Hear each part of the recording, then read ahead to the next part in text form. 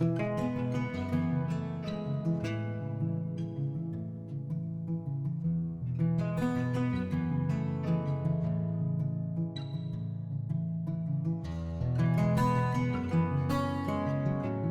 back to the channel. Today is Saturday. It is 7:55 in the morning and I am going to attempt a 24-hour reading challenge. What I want to do is 12 hours, 12 hours. There's no way. I don't think there's any possible way I could stay up for 24 hours straight. I need to sleep. I have to. So I'm going to do 12 hours today, 12 hours tomorrow. I wanted to start a little bit earlier today, but I went to bed late because I was playing video games. Anyways, just a stack of books that I have here.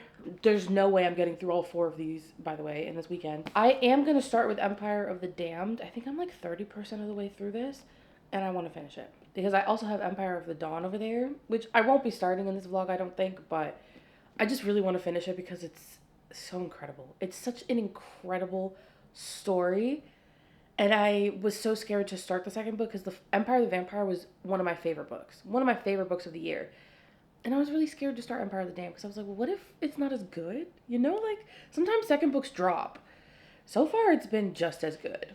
A little bit better, honestly, because this one feels a little bit more emotional than the first one. The first one felt very much so like, we're just setting a foundation here, get to know everybody. This is like, don't go my characters, okay? So we're going to start with this. Probably will take me the entire day to finish because this book is, I still have that much left. And then I have 2 other options. I don't know. I'm starting to get the itch for like a thriller or a horror again. Lone Woman really fucked me up. And I thought I was never going to want to read a horror book again. But I'm kind of feeling an itch for something that's like fast-paced, standalone, edge of your seat type of read. So I have Dead of Winter. I don't know if this is fast-paced, but I'm sure it's going to have me at the edge of my seat. 8 Strangers, One Killer, Nowhere Left to Run. And then I have a Charlie Donnelly book, Summit Lake. I have like 4 or 5 of his books, and I've read 2 for sure. So I want to read through the rest of his backlog little by little. I have Summit Lake. I think this is the first one, maybe. But no suspects, no persons of interest, just a girl who was alive one day and dead the next. Like I said, not going to get through all of them. Please don't come here thinking I'm going to read 4 books. No, I'm not. I read fast, but not that fast. I have my coffee. I already showered and washed my face because otherwise I wasn't going to wake up.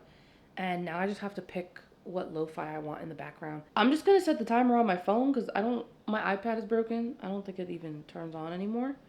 So I'm just going to set this on my phone. We're going for 12 hours. My tummy hurts.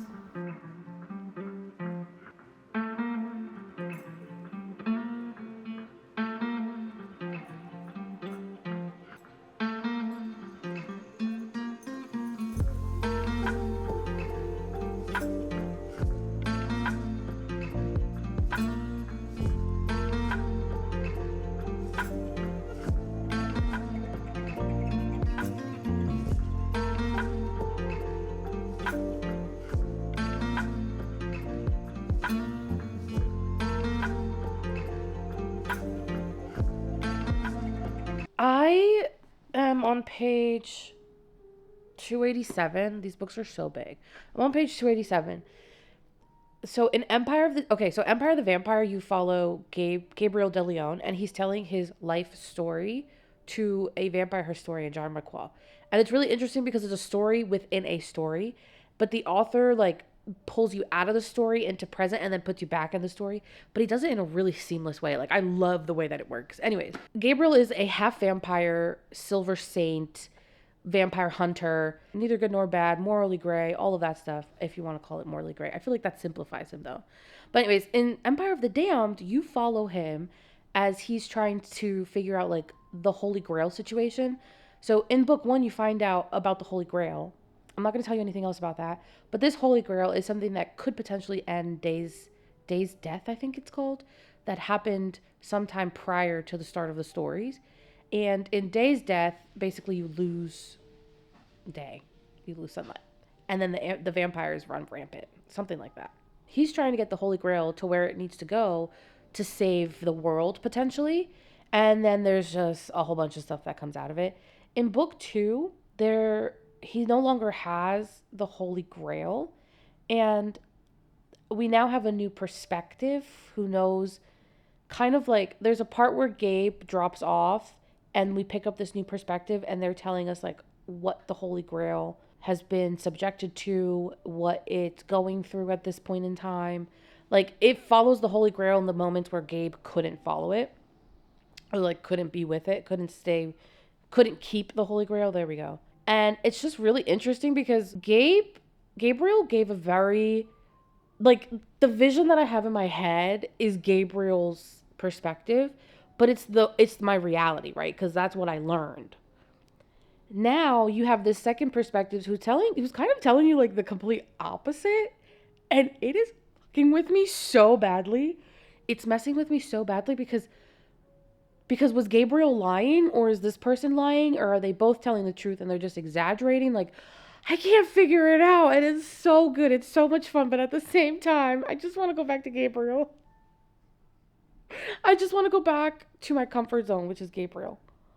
So I'm having, this is fantastic, you guys. This is great. This was the perfect book to start this challenge with because I'm so excited. The only thing is, pretty sure this is going to take me the entirety of the day, if I'm being honest. I don't know how I could finish this any faster, which is crazy because it's only like another 400 pages, but no, 500 pages, but it's going to take me 12 hours to read it. I don't usually read that slow.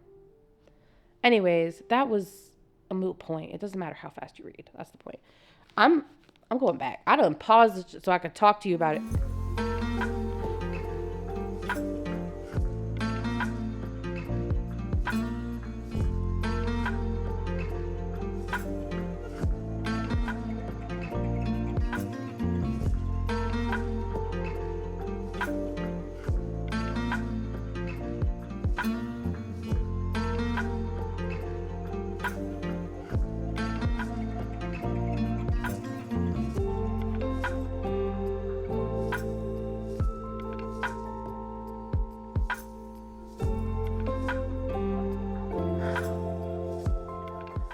I'm taking a break. I have like 160 pages. No. Yeah. I have like 160 pages. I think. I don't know. I have this much left. I'm so tired. I can't think straight. I have this much left. With Empire of the Damned, I'm gonna save the rest of it for tomorrow. I can't. I'm starting to like lose it a little bit, even with the audiobook going, and even when I like raw dog it, like I just am starting to like lose focus a little bit. So I need to change it up. I need something different because I think I have a little under 4 hours left. So I gotta read something else. I need to switch it up. I can't keep reading that because like my eyes are starting to cross, and I think it's just because I probably shouldn't have started with that. I probably should have left that for tomorrow. People do this. People do reading challenges. This is crazy to me. I'm so fucking tired. Which is crazy because it's like 5 something, maybe 6 o'clock or something. I think it's like 5:40 something. But anyways, it's not that late. But I've spent the whole day reading. So I'm tired. Like my eyes are like, like I don't want to do this anymore. I just don't want to read anymore. And you know what? That is 100% on me. Empire of the Damned is not bingey. That is not a bingey book. That is something that you like. I guess you could binge it. Like you could sit there and like get lost in the story. But it's not a fast binge. It's a very slow going binge. So maybe not the best way to start a reading challenge, which is fine. It's fine. It's my first 24-hour reading vlog. So next time I'll start with something shorter. Or maybe something I'm closer to being done with. Because I was only like 40% into that. I tried to read. Like the audiobook is like 25 hours. It's crazy. I don't know. I kind of think I want to go with Summit Lake. I think I want to save Dead of Winter for like when it's even colder outside.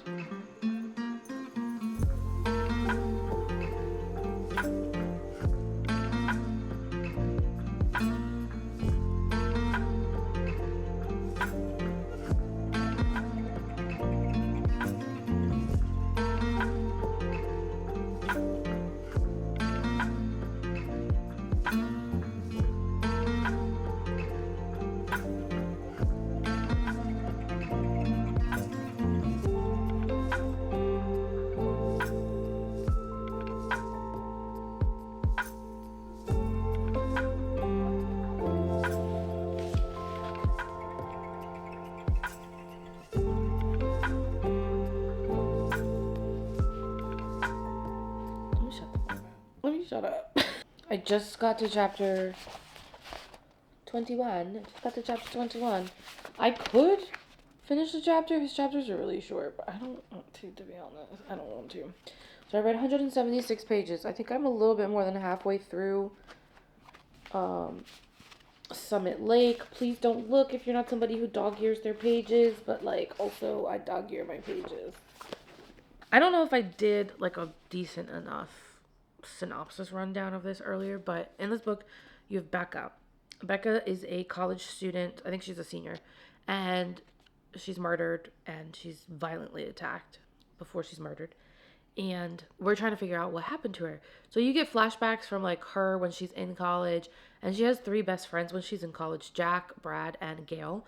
Their relationships with each other, specifically 3 of them, is just very interesting because it's so different from how they interact with like the others in their group.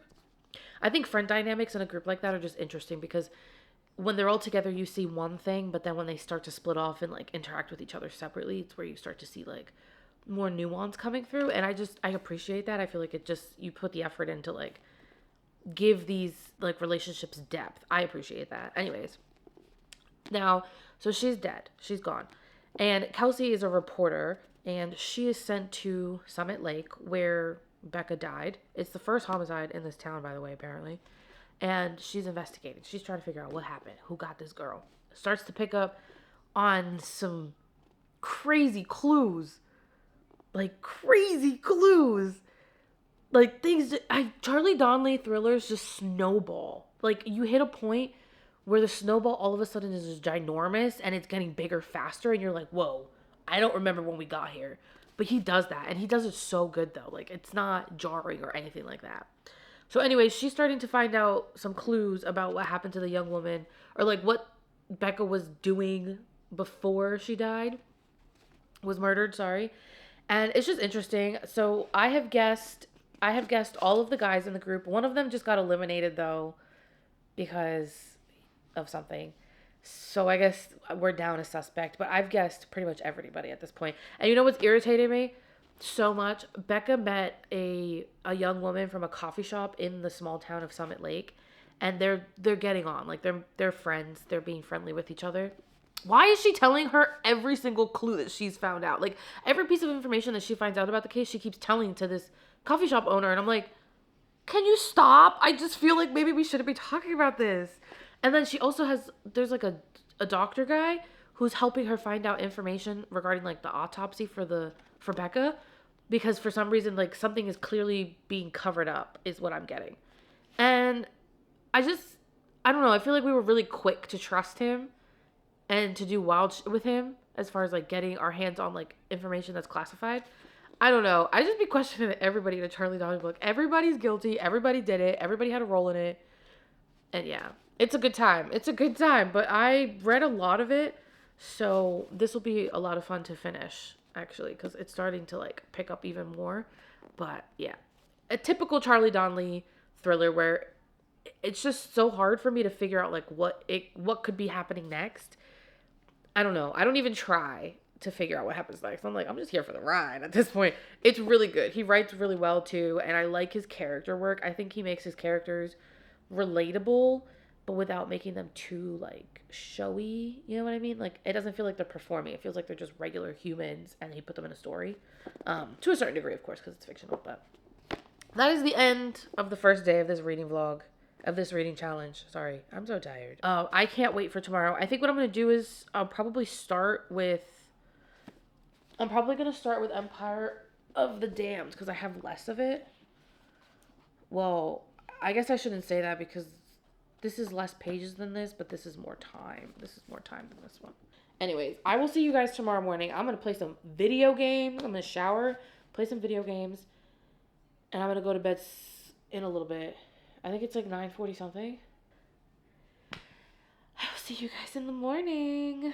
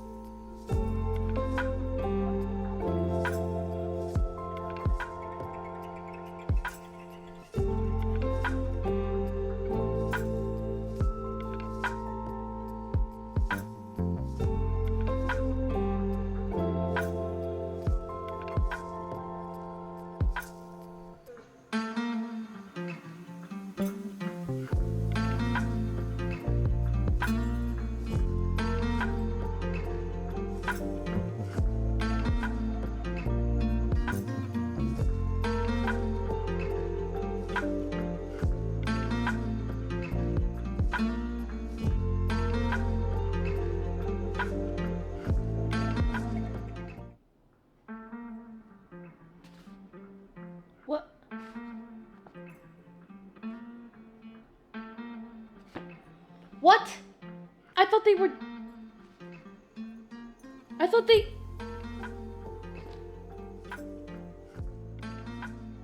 He never said that. He never said that they did...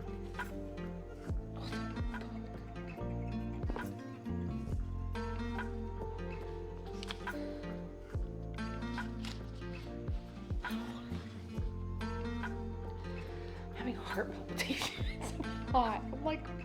I'm hot.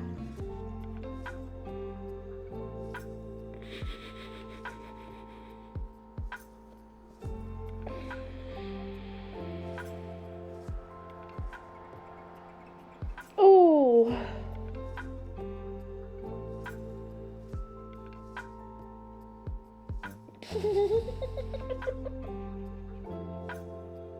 What about Gabriel?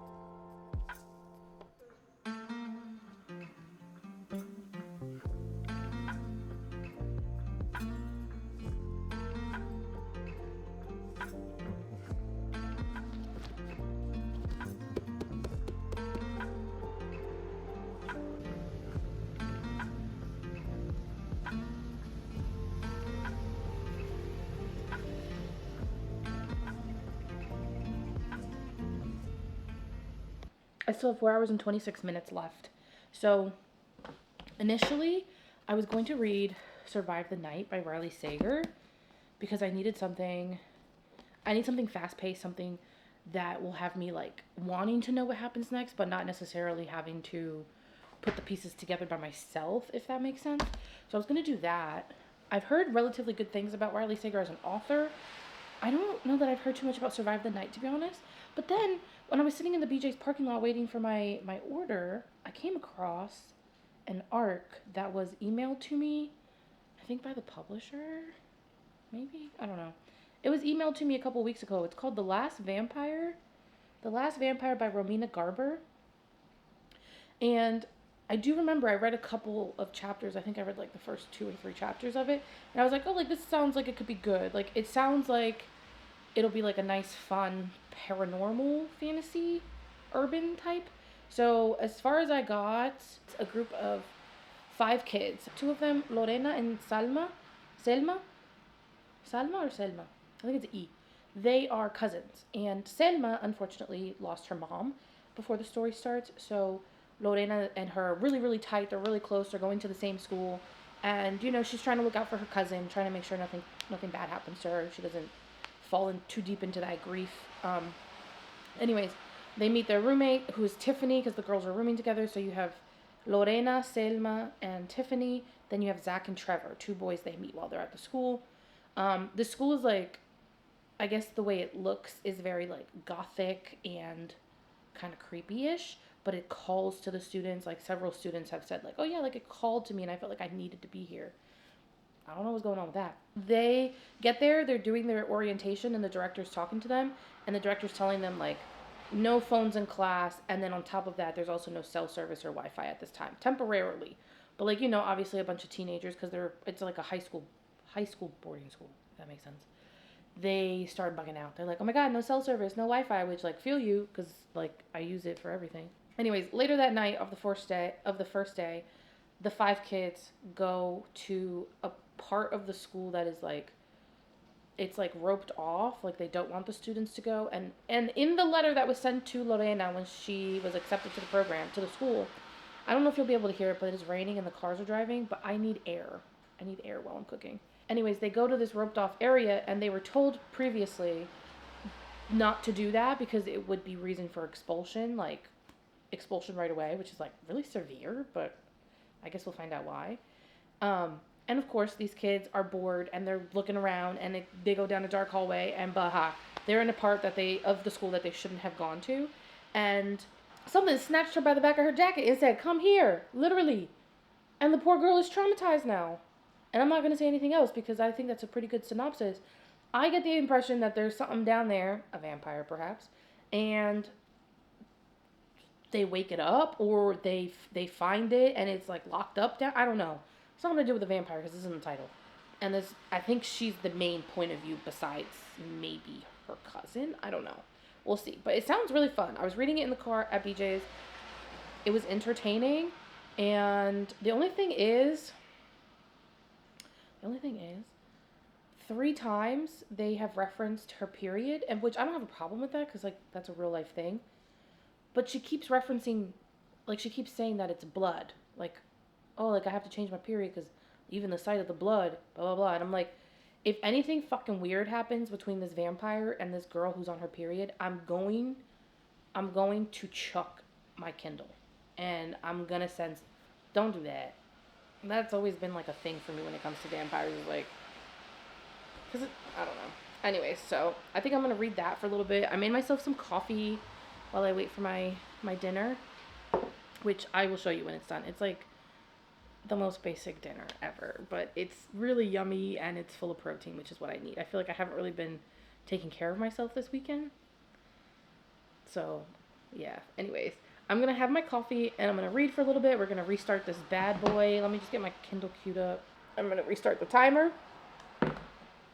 It says, I think it tells you what time you should be done, 8:59. It's kind of late, but my daughter will probably get here while I'm finishing up my hours for the 12 hours today, which is totally fine. I just, if I can read, great. If not, then we finish out the 12 hours and whatever we read is what we read. I feel like I don't often see booktubers who, like, I know there's a lot of booktubers who are probably parents. I can't imagine that I'm the only one, or like one of few. I'm sure lots of us are parents. I just don't often see them juggling their content with their kids. So I'm trying to make more of an effort to do that because, one, I haven't really seen it much, so I would hope that if somebody's watching my videos and maybe they want to be a booktuber or content creator, like, but you have kids, don't let it hold you back. You just have to, like, you have to find a way that works for you and your kid. Like, sometimes I try to do stuff and my daughter's, like, clearly not going to cooperate. So obviously I need to shift gears and, like, maybe do something different or, like, wait until another time to try again. But sometimes there's just nothing you can do about it and you just record around it.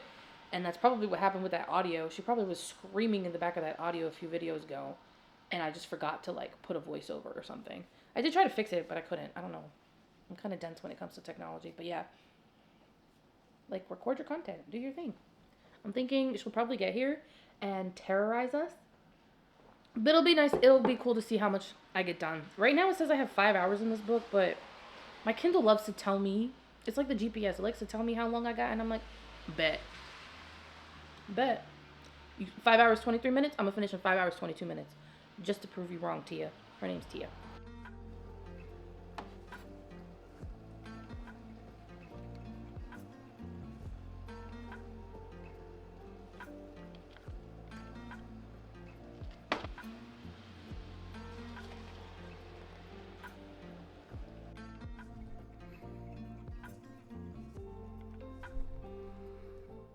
I'm DNFing The Last Vampire. That arc I got,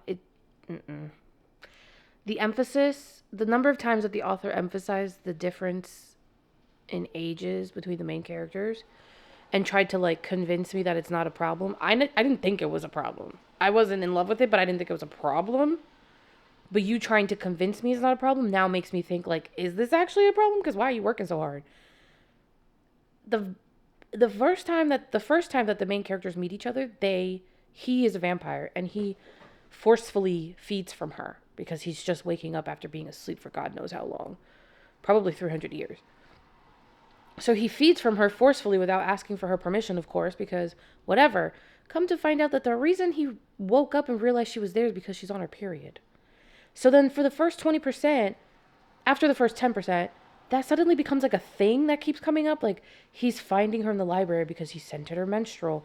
He figured out which room was hers because he scented her menstrual. And it's like, I don't like this. Please stop it. It's fine to talk about bodily functions. I have no problem with that. But, like, your emphasis on her menstrual being the reason that I just don't love that. It was bugging me out. It was giving me the ick. The force feeding was pissing me off 3 times. Well, 2, I guess, because the first time he was not in his right mind.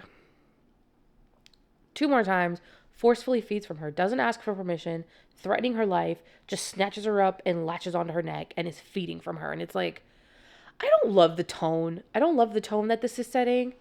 I fear we might let this MMC get away with too much because he's a rabidly hungry vampire and he's been asleep. I don't give a fuck. Consent is sexy. Ask me, please. The fuck? I don't know. I DNF'd it. I couldn't get with it. So I think I'm going to end up going with Survive the Night by Riley Sager. Because I want to finish reading. I want to read something for the rest of the night. I think I have like 3 hours left. So I think I'm going to do that. I'm going to read another thriller and see how it goes. Hopefully I like it. I don't think that I DNF'd The Last Vampire because I'm all read out, like from reading for so long consecutively. I really didn't like where the characters, like the way they were behaving and stuff. It was starting to piss me off. So my hope is that when I read Survive the Night, I give it like a fair chance and I don't end up DNFing it as well just because that would be because I'm bred out. Like I can't read anything else. That would be why I DNF Survive the Night, I think. I guess we'll have to see. We'll have to see how it plays out. But yeah, your girl is tired. I can't wait. I'm probably not going to read anything tomorrow. I'm DNFing Survive the Night at 62%. It's not bad. It's really not bad. But the story is a young woman, college-age woman, her roommate gets murdered, brutally murdered. And, obviously she's dealing with grief and stuff like that because they were friends and the last conversation they had wasn't the best conversation they could have had. So she's dealing with some guilt, some grief.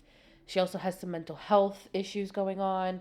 She does this thing where she, like, if something is happening and I guess, like, maybe it's overstimulating or maybe it's just causing her to feel negatively, she inserts herself. She creates a movie. Like, literally creates a movie in her brain rather than the reality that she's in.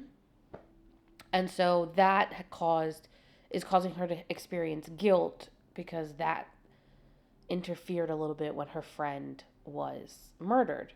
Okay. She decides she doesn't want to be at school anymore, so she leaves impromptu right before Thanksgiving, catches a ride with somebody that she assumes is a student. She assumes the guy is a student because he walked up to the same ride board on campus that she's at, that she posted her ad for. It's the 90s, by the way. It's the 90s, college campus. I guess back then, that sounds crazy to say I was born in 93. I guess college kids would like post ads and be like, I'm going here. Does anybody need a ride so we can split gas? Or vice versa. I need to go here. Is anybody heading in that direction so we can split gas? She does that so that she can get to her grandma's house, or her house, technically. The guy comes up, Josh, and offers her a ride. Says, I'm going a little bit past that point. She's like, perfect, drop me off. Gets in the car with him. Her friend was brutally murdered 2 months prior to this. Why the fuck did you get in the car with somebody that you don't know? She didn't ask him basically any questions before she agreed to this ride sharing. Like she just got in the car with somebody that she assumed was a student. And during the car ride, literally, you start to find out things are not exactly what you assume them to be, because when you assume, you make an ass out of you, and you're an ass. That's all I'm going to say. And I was kind of enjoying it because she's one of those narrators that's very unreliable. Like, is this reality or is this just that movie in your head playing out? And I'm reading it. But it's gotten to the point where, and I don't want to spoil it, but it's gotten to the point where at 62%, I think I said, she's had ample opportunities to get away from this man, whether it be by telling somebody she needs help, or communicating that, I think this guy I think he might be a little cuckoo in the cuckoo brain. Doesn't do that. She doesn't do that. I'm done. I have 9 minutes left on this timer. I'm done. I'm not reading anymore. There's nothing I'm going to read for the last 9 minutes.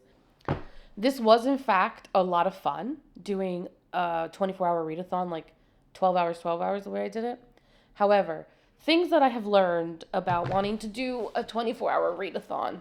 1, I need enough sleep. I need to get enough sleep prior to starting this so that I am more refreshed when I wake up in the morning. 2, I can't go to bed late because I need to be able to wake up early the following day. I think the ideal time for 12 hours for me would be starting at like 5 or 6 until 5 or 6 at night. This needs to happen on a weekend where I don't have to go grocery shopping. I don't have to go grocery shopping. I don't have to stand there and cook for 2 hours. I don't need to go drop stuff off here and there. I don't need to do pick up or drop off for my daughter because, again, I want to be able to do either 5 to 6 to 5 to 6. So, like, if I go for a walk, cool. Next lesson, I need to go outside. I went outside to get groceries today, and then I walked to the library and dropped off my stuff. I didn't record it. I'm sorry. At that point, I was just trying to survive. I was like, yo, let me get some outside air because I don't feel well. I felt crazy being in this apartment all day for 2 days. Whether that means like going somewhere and reading there for part of the time or walking if it's not too cold or raining or anything like that. I need outside air. I can't be in this 4x4 space for that long. And the final, most important lesson that I've learned from doing this reading challenge is I need to pick better books. My books that I read were good. Summit Lake, 6 stars. Empire of the Damned, 6 stars. The Last Vampire was a DNF. I didn't like it. This one is a DNF. I don't hate it. I just find the main character so... It's a little too unreliable for me, and it's starting to piss me off. So the next time I do one of these, we're going to have a lot more preparation, a lot more planning that goes into it. We're going to pick fast-paced, shorter reads, maybe standalone reads, not necessarily shorter. We're going to figure this out. We're going to do it better next time. But this was a lot of fun. I know it doesn't sound like I had fun, but I actually did have fun because I've never done anything like that where I just sit and, like, not force, but, like, I just sit and read. You know, because normally I have stuff to do. So, like, getting to just rot, basically, and read was really nice. I just am going to pick shorter books next time. Not necessarily because I want to read more, but just, I feel like if you, or at least start with a shorter book, it, like, hypes you up to keep going. Summit Lake was perfect. I just should have started with that. That was never, I don't even remember if I was one of the original books I picked, but that's it. We are done with this reading challenge. Thank you guys so much for hanging out with me this weekend. Thank you so much for coming along with me on my first 24-hour reading challenge. We have some lessons. We're walking away with lessons. We're also walking away with 2 fantastic books that I absolutely loved. We will try this again at some point. I will do a little preparation, a little game planning, and we'll try this again. But I appreciate you guys. I appreciate your support. I probably will just stay on this couch for the rest of the night. I will see you guys for the next video. As always, thank you so much for your support. Thank you for sticking it out with me through this video. And yeah, I'll see you for the next one. Happy reading.